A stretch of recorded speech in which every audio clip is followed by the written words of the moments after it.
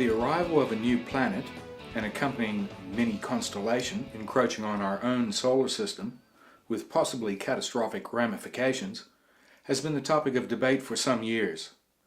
Proponents who advocate the invasion of such a celestial system more commonly refer to it as the Nibiru or Planet X system. However, conventional institutions have blatantly denied the existence of such a planet or associated constellation impending on our system. In order to investigate the existence of this alien planet system, we started by seeking out mainstream media releases. Here are just a few of the basic releases officially denying the existence of Nibiru, Planet X, and the Nemesis system. In defense of this, Nibiru proponents have long asserted that NASA and other institutions have been keeping information from the general public, supposedly to keep the masses from panic. When we started to investigate recent reports of NASA cover-ups, we came across several articles which had been blankly withdrawn from circulation. Examples of NASA tampering with information and images released to the public were found on YouTube. If you investigate for yourself, you'll find many suspicious examples in the general media. With the general lack of information from established institutions, we turned to the advocates of the Planet X postulation in order to establish the facts underlying their assertions.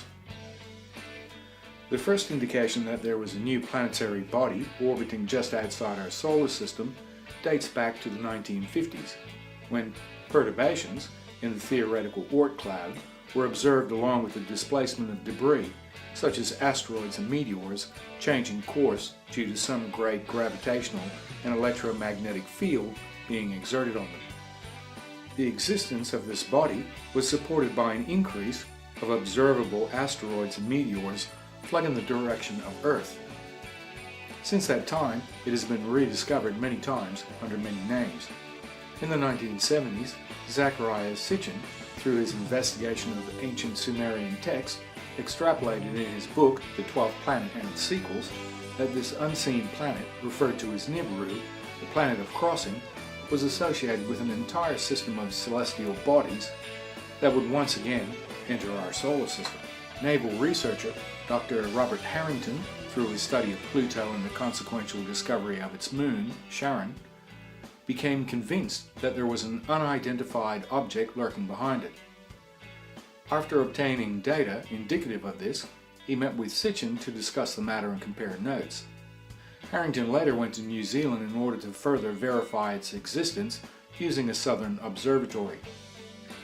The article here states in 1991, Dr. Robert S. Harrington, the chief astronomer of the U.S. Naval Observatory, took a puny 8-inch telescope to Blackbirch, New Zealand, one of the few viewing points on Earth for optimal sighting Planet X, which he definitively calculated to be approaching from below the ecliptic at an angle of 40 degrees. Unfortunately, he died of quick-onset cancer before he was able to publish all of his results. His death is surrounded by controversy. Of note, in Wikipedia there is a statement that his discovery and observations were disproved 6 months earlier. However, there is a reference that Harrington became convinced that there was a Planet X based upon positive results from the IRIS probe in 1983. Reports have recently been published that NASA scientists were aware of this brown dwarf star approaching our solar system since 1983, and this admission supports the validation of Harrington's findings that he had indeed found a rogue celestial body. This whole saga raises the question, if a man can discover a new celestial body and calculate its angle and direction of trajectory using only a small 8-inch telescope, why is it that an institution like NASA, with all of its technological resources, can't find a thing? The recent discovery of a new brown dwarf star by 4 amateur astronomers working with NASA as part of a public program again cast doubts on the institution's ability to perform to expectations. It's disconcerting to think that a bunch of rank amateurs can discover bodies in space and the professionals can't, using their own equipment. In fact, events like these substantiate the validity of amateurs to contribute important information in the determination of proving celestial phenomena.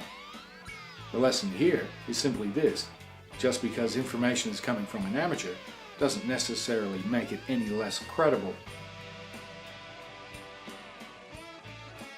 Further evidence validating the intrusion of Planet X and its accompanying system was expounded by the noted Chilean astronomer Carlos Ferrada.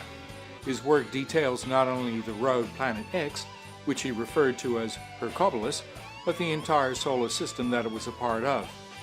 His findings were supported and validated by another 3 prominent South American astronomers, V.M. Rabelou, Benjamin Solari Paravicini, and Samuel Onweir. However, it was Ferrada who predicted in detail the cataclysmic effects that this system would have upon the Earth, all of which are presently occurring in greater frequency and magnitude.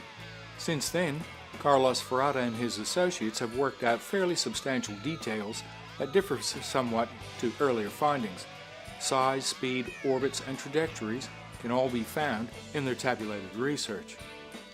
This internet example cites an extract of documentation that Carlos Ferrada sent to Harvard University. In accordance with the predictions of Ferrada, this incoming solar system would have profound effects not only for Earth, but the surrounding planets. In validation of his predictions, our entire solar system has undergone dramatic changes in the past few years on its inner approach to the Sun. The discovery of this new celestial body, assumed to be a planet and dubbed Nibiru in reference to Sitchin's work, is one of the first substantiated accounts to verify the existence of a foreign body traveling within our solar system. According to archaeological data derived by Sitchin, the orbit of this binary system was estimated at 3,600 years. Harrington, however, calculated the orbit to be 1,019 years. Even the method of calculating the movement and behavior of celestial bodies is open for debate. Traditional methods used by astronomers are based upon the principles of gravitation as pioneered by Albert Einstein in his famous theory of relativity. However, this cannot explain all of the phenomena in the universe, and modern physicists have now turned to an electromagnetic model of the universe. Since 1991, there have been many reports of alien celestial bodies being present in our solar system. The latest official discovery of a rogue planet in our solar system was confirmed yet again by 2 Caltech astronomers. Over the past 2 years, despite official non-disclosure, more and more data has become available about this system as it comes ever closer. Based upon ancient records such as the Sumerian account, the German tablet, which mirrors the Sumerian version, and ancient Chinese documentation of the Planet X system, when coupled with modern mathematical projections, point to the passing of this mini solar system close to the Sun through the center of our solar system. The expected orbit of this solar system is perpendicular to ours and enters our solar system at a long oblique oval trajectory in and out of our system in a binary star configuration. This YouTube video depicts a leaked NASA computer model of the predicted trajectory of the Nibiru or Nemesis system. This extract has been sped up and shortened due to time constraints. Using photographic evidence of this system's rotation obtained from the YouTube channel Space Shock, we can apply this information to a 3D model to give us a better visualization of how this constellation operates.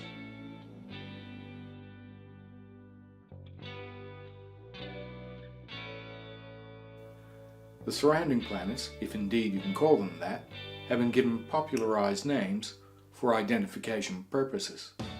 As this mini constellation has entered our solar system, traveling towards our Sun, Sol, it has had a discernible impact on every object in our solar system, from Pluto all the way to Earth.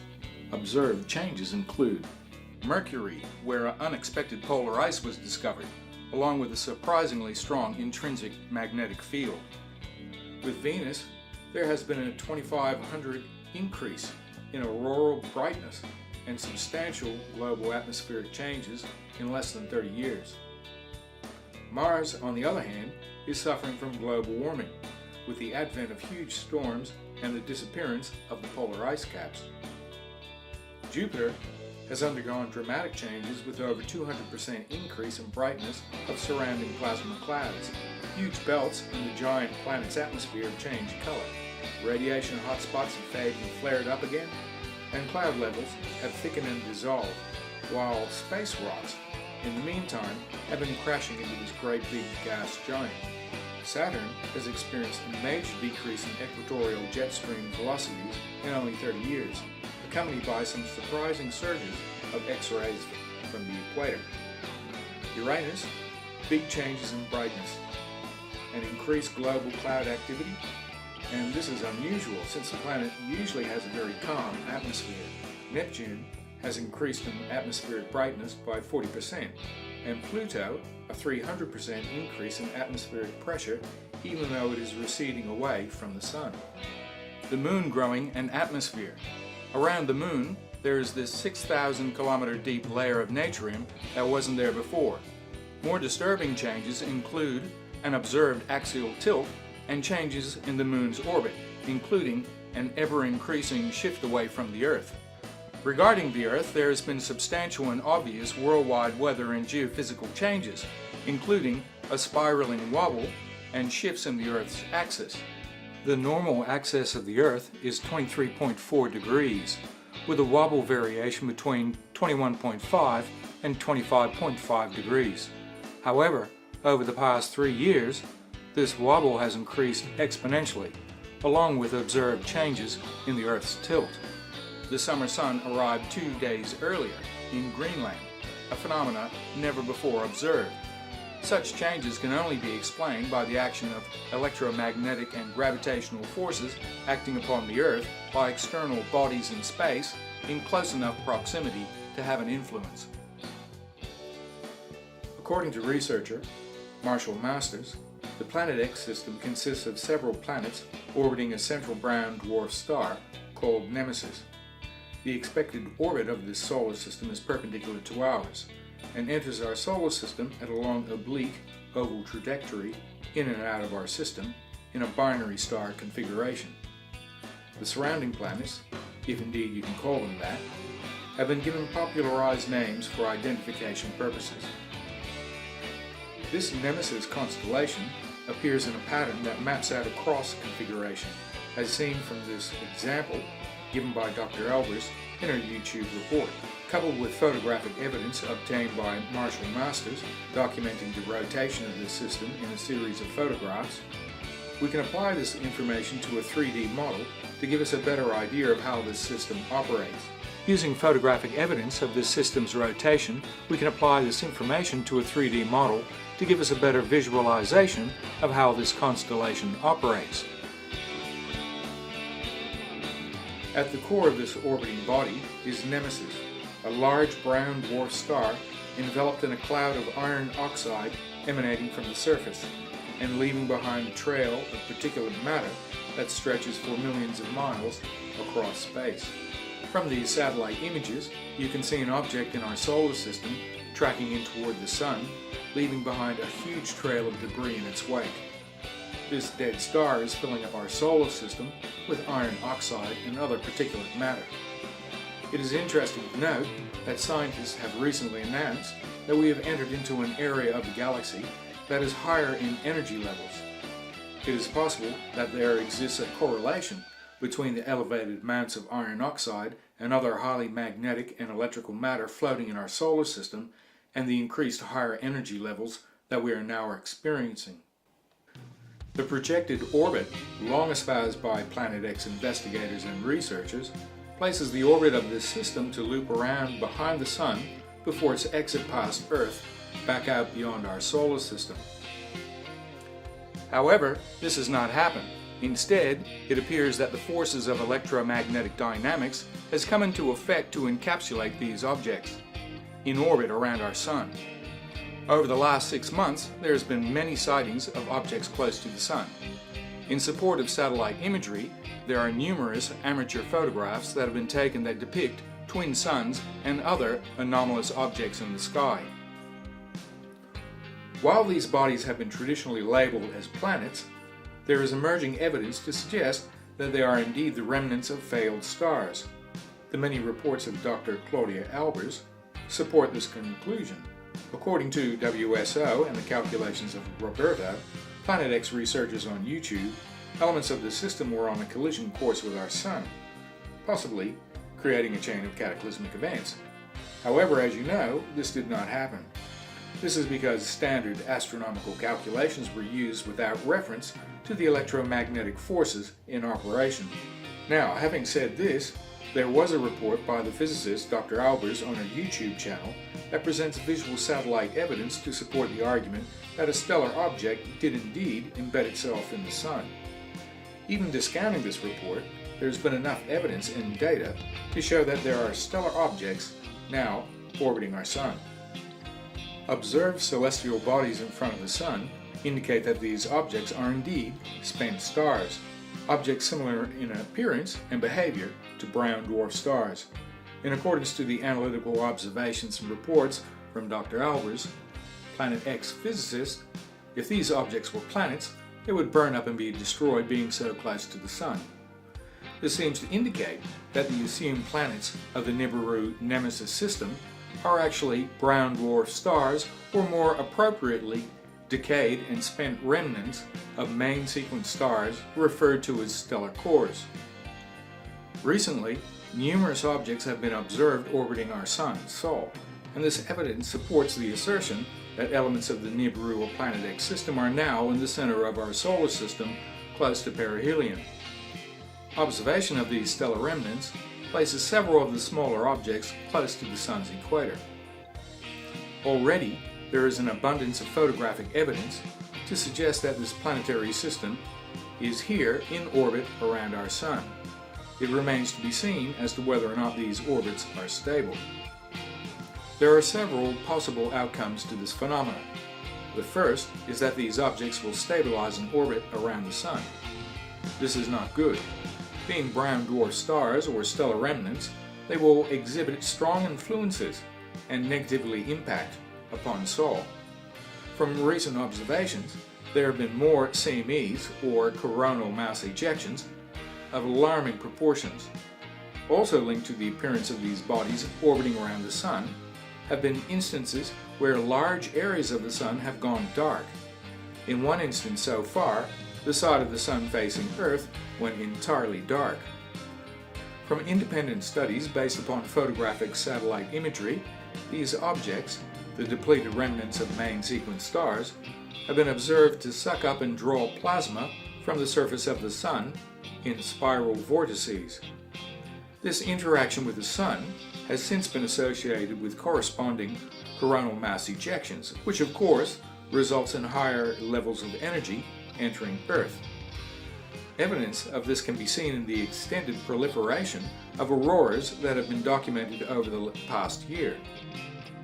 Of more concern have been the periodic elevations of radiation levels on our planet. Of greater concern is the draining of our Sun's energy over time to the point that it too goes through the various phases of depletion to become a dead star. The prognosis for planet Earth in this case would be the eventual decrease in temperature until it becomes too cold to support life. The second possibility, as a result of these orbiting bodies around our Sun, concerns the electromagnetic interactions of these bodies to produce dynamic and unexpected forces with unpredictable results. In accordance with the law of thermodynamics, these stellar remnants are low in electrical potential and draw off energy from the Sun, which has a high potential to become charged once again, enough to give off light. As the electrical potential struggles to equalize itself, these stellar objects will increase in charge sufficient enough to repel against the Sun and break away from its orbit. The point of breakaway will then determine the direction that these objects will travel in, and hopefully it won't be near Earth. There have been several researchers who have postulated that the system will achieve breakaway speed and pass by close to Earth. The last possible outcome is that these objects could be absorbed by the Sun. Considering that one of these stellar cores is actually larger than our Sun, the likelihood of it being absorbed is a very small possibility. Now, if that's not a matter of concern, the envelopment of two solar systems, you then have to factor in the interaction of a third incoming constellation. The Nibiru or Nemesis solar system has been tracked and observed in the southern hemisphere. However, for some time now, another incoming solar system has been tracked and observed in the northern hemisphere. To make matters confusing, the northern constellation has in the past been referred to as the Nibiru Planet X system. In agreement with the work of Dr. Albers, this incoming star system is a separate entity and appears close to the constellation Virgo. In biblical prophecy, in particular, the book of Revelation, the Virgo star alignment of the 23rd of September is associated with the emergence of a dragon, in symbolic terms that is. For identification purposes, it will be referred to as the Red Dragon solar system. Under the night sky, this constellation cannot be seen.